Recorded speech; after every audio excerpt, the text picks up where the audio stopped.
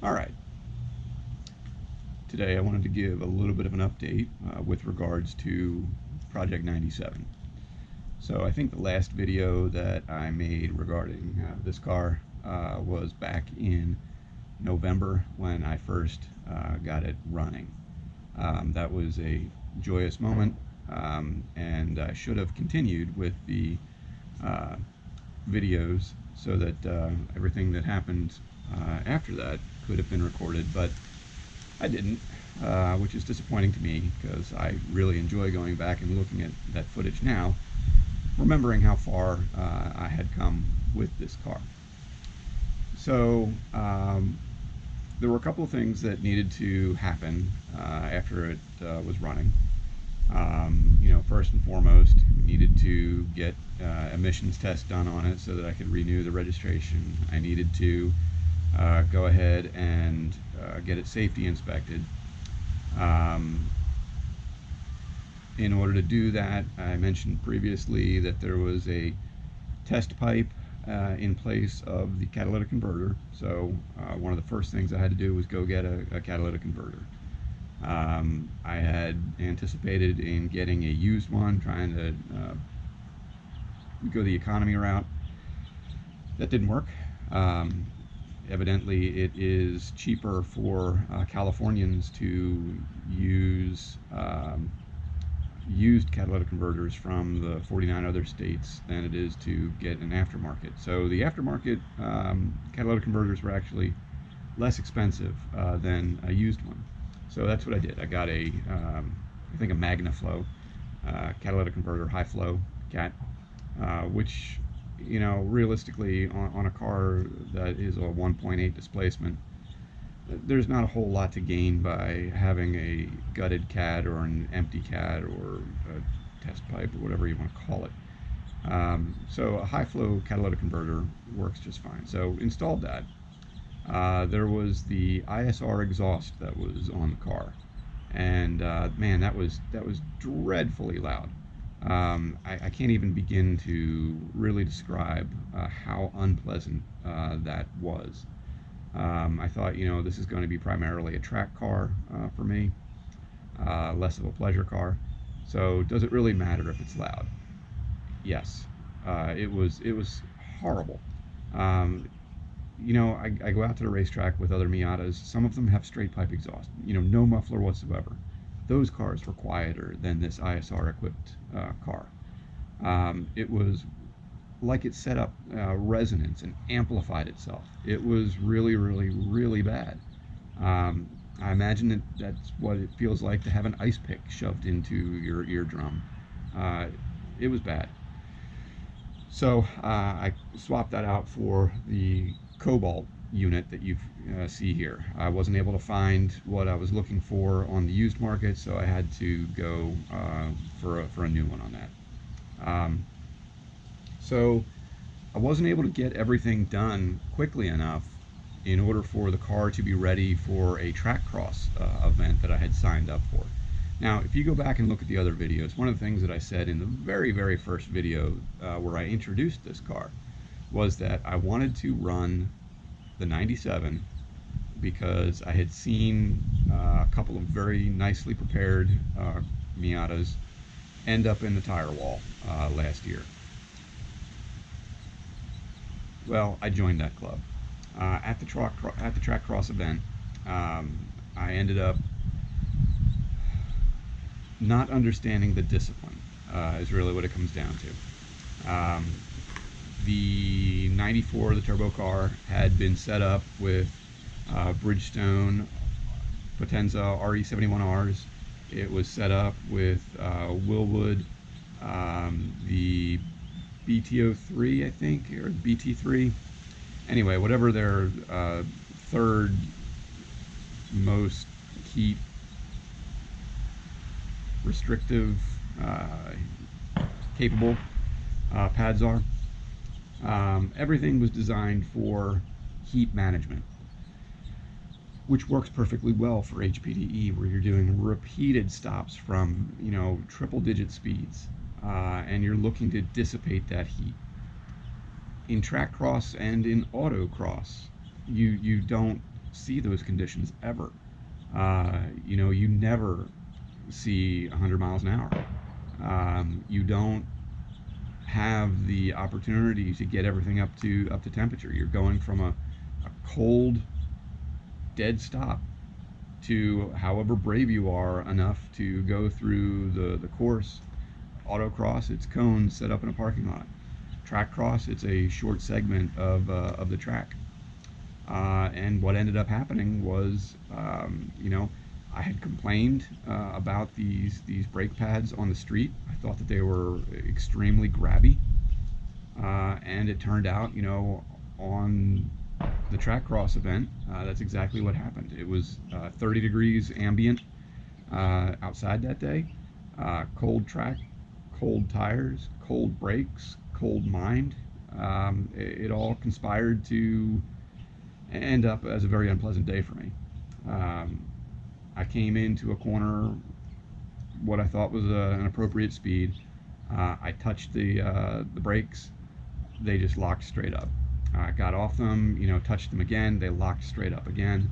I did it a third and final time, and at that point I was just holding on for the ride. I couldn't overcome physics, and I ended up skidding off the track and into the outside tire wall.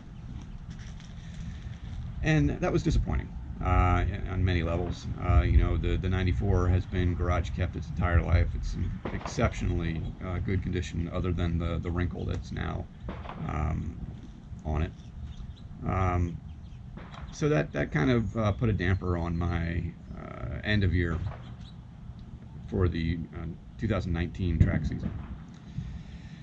Fast forward this year, I can, at the beginning of the year, before the entire COVID lockdown kind of thing, I was thinking I could either, I've got limited funds to dedicate to this hobby.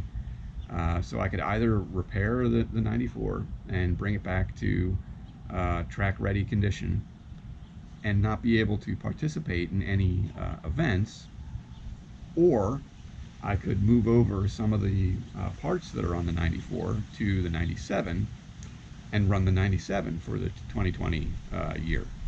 Now, looking back, now that I've participated in one track event this year because of the COVID lockdown. Looking back, it might have been a better alternative to fix the 94 and punt on 2020 and come back strong in 2021. But you work with the information that you have. So I worked with the fact that I had a limited budget. I thought I was going to participate in more events. So I moved the suspension. So the 94 had, and the 97 now has, sport shocks. I think they're KYB AGXs, and lowering springs. No coilovers here. There was no coilovers on the 94. I would like coilovers on the 94. So that suspension was going to be jettisoned anyway. It's now on the 97, and it's working quite nicely. The underbody bracing, the FM butterfly brace, I had the version 1 in the 94. I'd like to move to the version 2. The version 1 is now in the 97. The seats and harnesses that were in the 94 will probably end up going back in the 94, but they're now sitting in the 97 for now. All of those things got moved over, and then 3 weeks ago now, I guess it's 3 weeks ago, we had our track debut for the 97, and other than a couple of wrinkles, the car performed very, very well, considering it's a 22-year-old car with 205,000 miles on it. So let's talk about what went right. I had the car aligned at Mach 5 Motorsports. They aligned it with 200 pounds ballast in the driver's seat. They were able to get my specifications solid, which I took from advice from 949 Racing. Everything went really well there. The harder I pushed the car in the corners, it didn't seem to have any limitation there. It was only my lack of bravery that was the limiting factor. So it turned respectable lap times for a car with a full interior and air conditioning and is street legal and emissions compliant. You know, obviously a driver with more experience probably could have, not probably, would have squeaked out a better lap time, but in comparison to some of the other individuals that I know who are running there, it was running respectable times. So you know, that went really well. Beat on it for 2 days, pretty hard, and no real big problems surfaced. Now there were three things that slightly concerning. One, I had a charge light come on the first session of the first day, Saturday morning, first session. I'm coming down the straight, and I look down, and I see that I've got a charge light on, alternator light, you know, low voltage light, whatever you want to call it. That was illuminated. So I bring it around, get onto pit lane, and the alternator belt is squealing like mad. So you know, I get to the paddock, I stop the car, shut it off, let it cool down a little bit, reach in there, and you know, the alternator belt had the appropriate tension on it. So I don't exactly know what the deal was there. I tightened it up further, trying not to destroy the alternator pulley bearing, which might be shot. I'll find out when I pull the belt and spin it by hand to see if it's making noise or if it has drag on it or anything. But I'm hoping that it's just that the belt was glazed. The car actually came with an additional belt in the trunk, and I'm wondering if that was an issue previously, where they were intending to change the alternator belt and just never got around to it. So that was one thing. Another thing is when I was in very tight, high load right-hand corners, I heard, you know, a wub wub wub, which is indicative of a wheel bearing going bad. I suspect that it's the fronts, or I suspect that it's the driver front.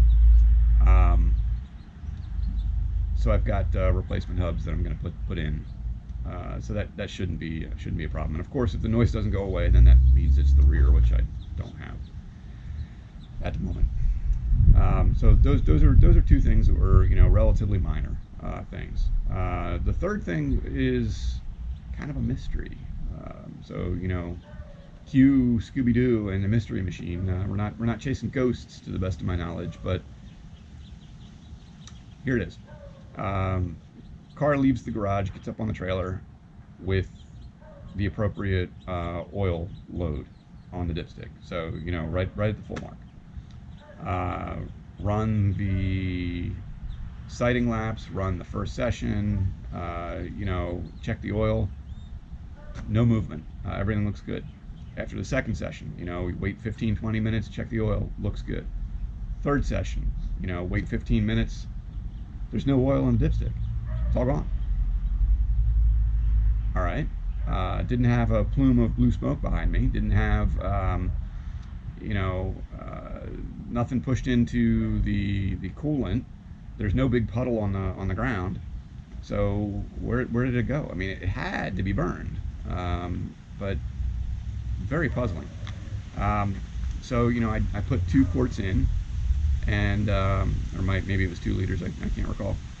Very expensive oil at the racetrack, because I know, bring oil.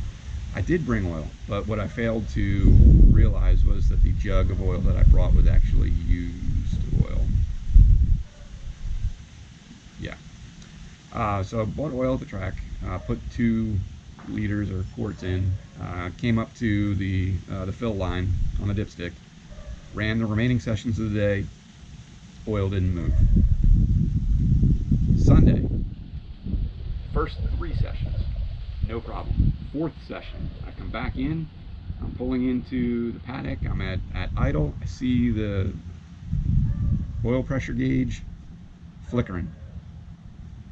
No oil pressure. What gives, man? I go ahead and look. There's no oil on the dipstick. Put two quarts in, 2 liters in.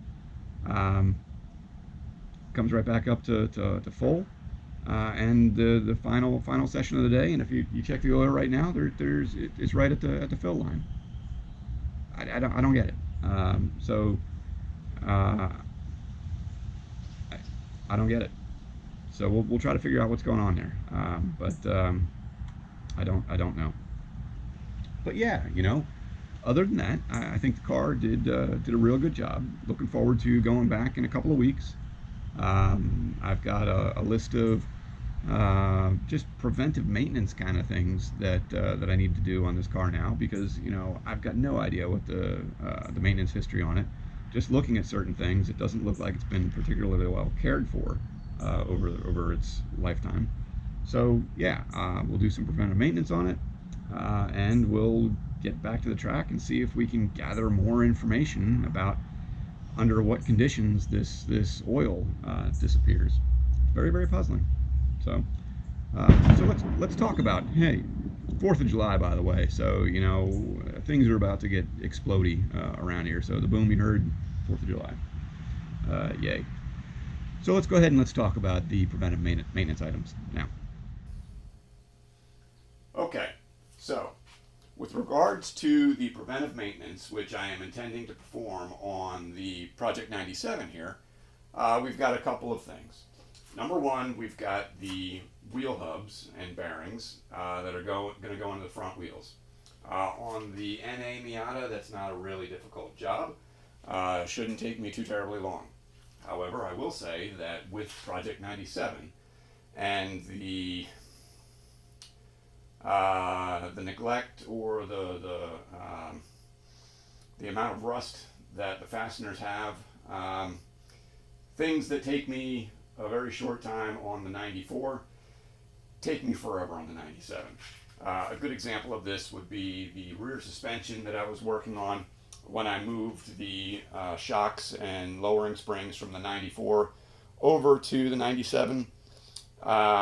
It took me 2 minutes to remove 2 upper shock mount nuts and a lower shock bolt on the 94, and the rear passenger suspension was out, right?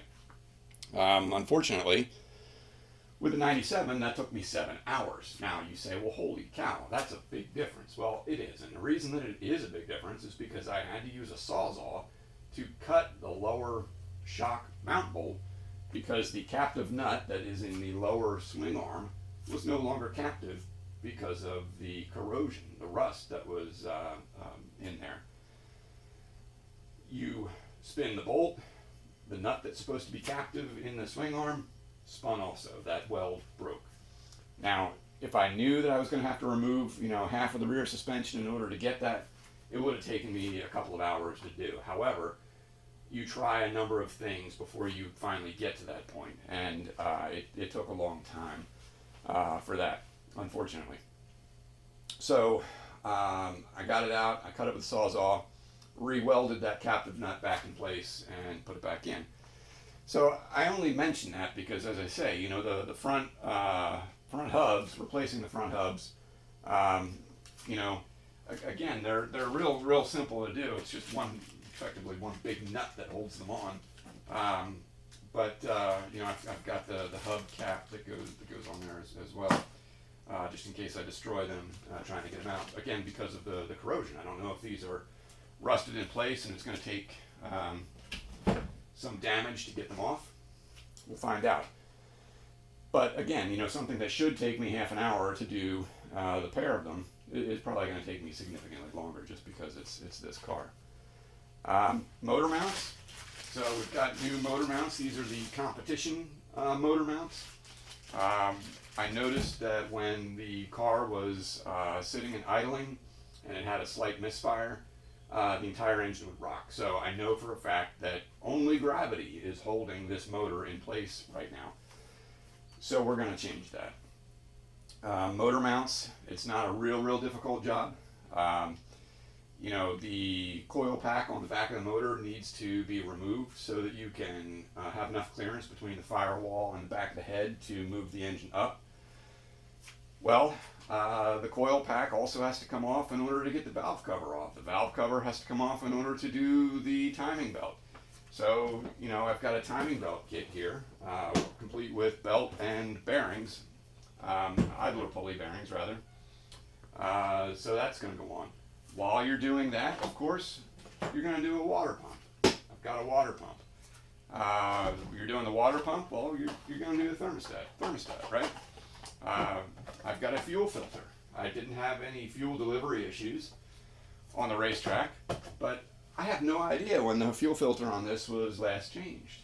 I have no idea what the maintenance history of this vehicle is prior to last July when I purchased it and then let it sit for 6 months before I, well, I don't know, four months before I started working on it. As part of the valve cover, I've got a new valve cover gasket. You're going in there and you're going to do the cam seals and the crank seals. Although just looking at these quickly, it looks like I've got 3 cam seals, but I'll pull that out and confirm. I hope that's not the case. I also have rear tail light gaskets. These are just foam rubber, and the ones on the 97 here are destroyed. I've got a water leak coming into the trunk area. I actually suspect that it's the antenna, not the gaskets. But since I know that those are destroyed, when I pulled those tail lights off to take the plastidip that was on them off, I know that those gaskets are destroyed, so I'm going to replace them. I suspect that I'll end up having to do the antenna though, because I think that's where it is. Belts. I mentioned that you know, I had a squealing alternator belt when I was out of the track for a session on the first day. I'm hoping that it's just a matter of the belt being glazed.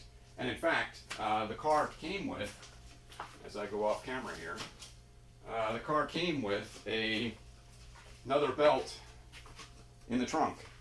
So my guess, let's see, what are these? Well, the numbers don't match up. I was hoping that they would, but they don't. 890, 940, 891. Actually, these are probably right. I mean, this is a 891. This is a 890. So that's probably the same belt there. And I don't know which one's the alternator belt and which one's the power steering and air conditioning belt off the top of my head. But I'd be not so surprised to find out if this was an alternator belt that just never got replaced. I'm hoping that it's the belt, that the belt that's in there is glazed. If it's the bearing on the alternator pulley, that'll be a little bit more disappointing. But you know, alternators for an NA Miata aren't that terribly expensive. A couple of other things that I got here. I mentioned the oil consumption or the oil going somewhere issue that I'm having. I got a PCV valve, a new one that shakes nicely. New grommet. Those will be going to a catch can that I don't have sitting here because I haven't ordered it yet. Beyond that, what else? So I've got a new O-ring that goes between the oil cooler and the block. Again, it doesn't appear, there's no puddle of oil under this car, so it doesn't appear that the oil is necessarily leaking out. I suspect that it's getting, consumed, burned, but why it's so radically different from one session versus the others, I am at a complete loss to understand that. But, I've got that. I also have a rear main seal. Rear main seal, obviously the transmission needs to come out in order for that to be replaced. I don't think it's likely I'm going to yank the transmission prior to the next track day. Maybe. Let's see. Wiper replacement. I've got the green NB sitting outside that was supposed to be a parts car but wasn't. That I put new wipers on in order to pass safety inspection a year ago. Those wipers are in better condition than these, so those will be ripped off of that car. Spark plug wires, ignition wires. Again, same thing. 99's got the new wires on there when I was chasing some other issues. Those will be ripped off and put on this car. Rain-X, the windshield, yeah, that'll get done prior to the next track day. Torque lugs, well, that's just because I've got the wheel bearings going in. Water pump, I already talked about. Cam and crank seals, talked about those. Timing belt, talked about that. Driver and PEX, front hubs, talked about those. Motor mounts, I talked about those. Catch can, yeah, it's not here, you need to order it. PCV valve, I talked about. Oil and filter, well, again, because it needs to have an oil and filter change. Try to figure out where this oil is going. Oil cooler gasket, I talked about that. Bleed radiator, that's part of the water pump and timing belt job. Ignition wires, fuel filter, we talked about those. Thermostat, talked about. Taillight seals and hardtop gasket, I don't think I talked about that. So I've got the gaskets that go back by the rear mounts for the hardtop. Oh, it's got a hardtop. I don't think I mentioned that before. Yeah, I picked up a hardtop. Actually, my buddy Jim went and fetched the hardtop for me. I was sick as a dog, and I saw it, and he let me know that this popped up on Facebook Marketplace, and I said, yeah, it's the right price. It looks like it's in good condition, but man, I'm too sick to go get it. So he offered to take my van and go get it, and well, hey, here it is. So that looks pretty good. But the hardtop is bolted in, so I don't know if that's going to get done before the next track day or not. I will tell you that it is a colossal pain in the rear to move the hardtop off of the car, because the hard dog roll bar comes down right in the way of the hardtop brackets. So it's real fiddly to try to get the hardtop in. So the hardtop is in and on and installed now. I'm not in a real big rush to take it off again just to put these little gaskets in there. Maybe that'll change, maybe it won't. But yeah, nonetheless, that's pretty much all I want to say about the preventative maintenance. This was a $1,000 car when I bought it. We have no idea what the maintenance history on it is.